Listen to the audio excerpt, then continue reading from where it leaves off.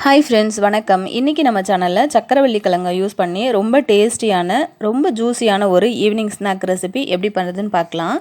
அதுக்கு பார்த்திங்கன்னா நான் வந்து ஒரு சக்கரவள்ளி கிழங்கு வந்து எடுத்திருக்கேன். அது வந்து மண்ணாக இருக்கும் இல்லையா, ஸோ நல்லா வாஷ் பண்ணினதுக்கப்புறம் ஒரு 2-3 பீசஸாக வந்து கட் பண்ணிவிட்டு இந்த மாதிரி ஒரு இட்லி பாத்திரத்தில் வச்சு நம்ம வேக வச்சு எடுத்துக்கலாம். ரொம்ப நேரம் வேக வைக்கணும்னு அவசியம் இல்லை. ஒரு 10 நிமிஷம் வந்து வேக வச்சிங்க அப்படின்னா போதும். ஏன்னா நம்ம இதை வந்து துருவி தான் இந்த ஸ்நாக் ரெசிபி பண்ண போகிறோம். ஸோ துருவுறதுக்கு ஏற்ற மாதிரி நீங்கள் வந்து வேக வச்சு எடுத்துக்கோங்க. இப்போ எடுத்த கிழங்கு எல்லாத்தையும் நல்லா ஆறட்டும். ஆறுனதுக்கப்புறமா அதோட தோல் எல்லாத்தையுமே ரிமூவ் பண்ணிக்கலாம். நல்லா ஆறுனதுக்கப்புறமா நீங்கள் வந்து இந்த மாதிரி எடுத்து விட்டீங்க அப்படின்னா நல்லா அந்த தோல் வந்து உறிஞ்சு வந்துடும் உங்களுக்கு.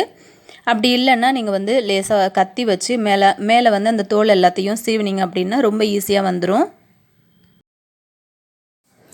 இதே மாதிரி எல்லா கிழங்கோட தோல் எல்லாத்தையுமே நம்ம வந்து சீவி எடுத்துக்கலாம். சீவினதுக்கப்புறமா நீங்கள் வந்து இந்த கிழங்கு எல்லாத்தையுமே நம்ம வந்து ஒரு சாப்பர் யூஸ் பண்ணி நம்ம துருவி எடுத்துக்கலாம். நம்ம கேரட் துருவோம் இல்லையா நார்மலாக, அந்த பிளேட் வந்து யூஸ் பண்ணி நம்ம இந்த மாதிரி துருவி எடுத்துக்கலாம். கிழங்கு வந்து நல்லா வெந்திருக்கிறதுனால உங்களுக்கு துருவுறதுக்கு ரொம்ப ஈஸியாக இருக்கும்.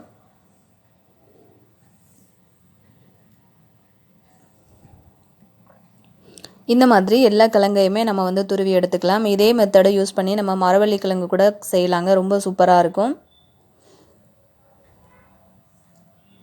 இதே மாதிரி வந்து ரெசிபி வீட்டில் நீங்கள் செஞ்சு கொடுத்தீங்க அப்படின்னா ரொம்பவே உடம்புக்கு சத்து. அதே சமயத்தில் திரும்பவும் செய்ய சொல்லி கேட்பாங்க வீட்டில் இருக்க கிட்ஸ் எல்லாருமே. அவ்வளோ டேஸ்டியாக ரொம்ப ஜூஸியாக இருந்ததுங்க.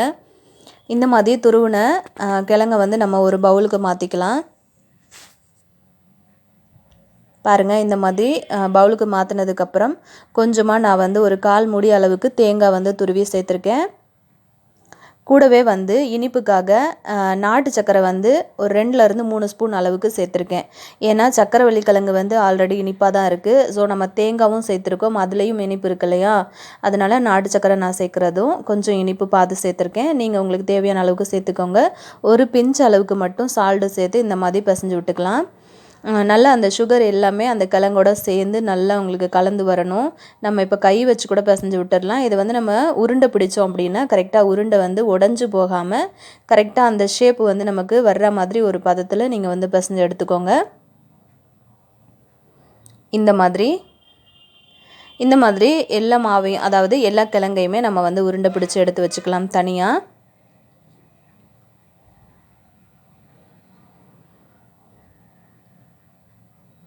இந்த மாதிரி நான் எல்லாத்தையுமே எடுத்து வச்சுருக்கேங்க. இப்போ இதை வந்து நம்ம டிப் பண்ணுறதுக்கு மாவு வந்து ரெடி பண்ணிக்கலாங்க. 2 ஸ்பூன் அளவுக்கு மைதா சேர்த்துருக்கேன், 1 ஸ்பூன் அளவுக்கு அரிசி மாவு சேர்த்துருக்கேன், கொஞ்சமாக தண்ணி சேர்த்துக்கோங்க. தண்ணி சேர்த்து கட்டி இல்லாமல் கலந்து விட்டுக்கோங்க. அந்த மேல் கோட்டிங் மாவு கொஞ்சம் இனிப்பு வேணும் அப்படிங்கிறதுக்காக நான் வந்து நாட்டு சக்கரை சேர்த்துருக்கேன்.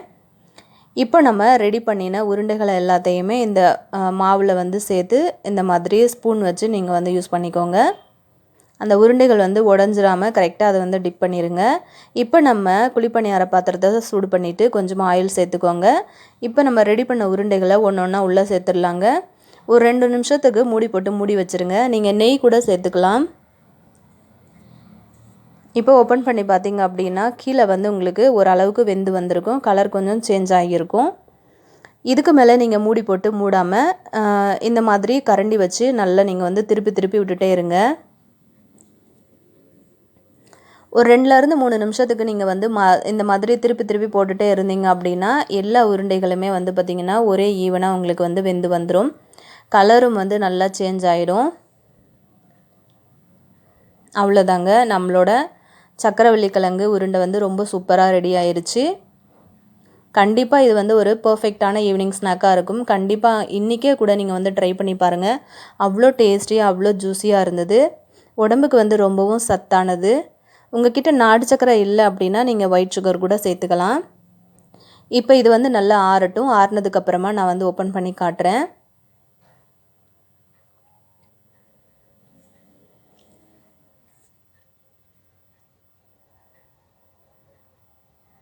இதே மாதிரி நீங்கள் செஞ்சு பார்த்தீங்க அப்படின்னா எப்படி வந்துச்சு அப்படின்னு மறக்காமல் கீழே இருக்கிற கமெண்ட் செக்ஷனில் எங்கூட ஷேர் பண்ணிக்கோங்க. பாருங்கள், நல்லா வந்து ஜூஸியாக ரொம்ப டேஸ்டியாக சூப்பராக இருந்ததுங்க. நல்லா உள்ளே வந்து வெந்து வந்திருக்கு. நம்மளோட நாட்டு சக்கரை, அதுக்கப்புறம் வந்து சக்கரவள்ளி கிழங்கு, தேங்காய் எல்லாம் நல்லா மிங்கலாகி ரொம்ப ஜூஸியாக நல்ல ஒரு டேஸ்ட் கொடுத்துச்சு. கண்டிப்பாக உங்களுக்கு பிடிக்கும். கண்டிப்பாக நீங்கள் ட்ரை பண்ணி பாருங்கள். ட்ரை பண்ணி பார்த்துட்டு மறக்காமல் எப்படி இருந்துச்சு அப்படிங்கிறத என் கூட ஷேர் பண்ணிக்கோங்க ஃப்ரெண்ட்ஸ். தேங்க்யூ.